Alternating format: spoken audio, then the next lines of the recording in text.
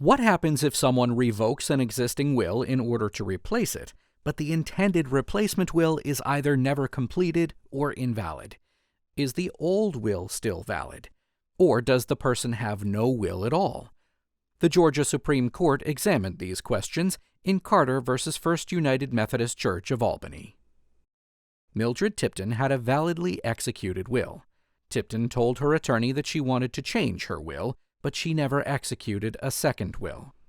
After Tipton died, her original will was found in her personal papers with marks crossing out certain people and gifts. This original will was folded together with an incomplete handwritten draft of a new will. First United Methodist Church of Albany submitted Tipton's original will to the Superior Court to be probated. Luther Carter objected, arguing that Tipton had revoked her original will by crossing out material portions.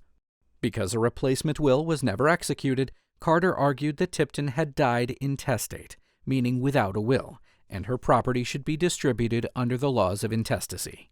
The Superior Court found that Tipton had made the marks on the original will, but the court applied the doctrine of dependent relative revocation to find that Tipton hadn't intended to revoke that will. Thus, the original will was still valid and was admitted to probate.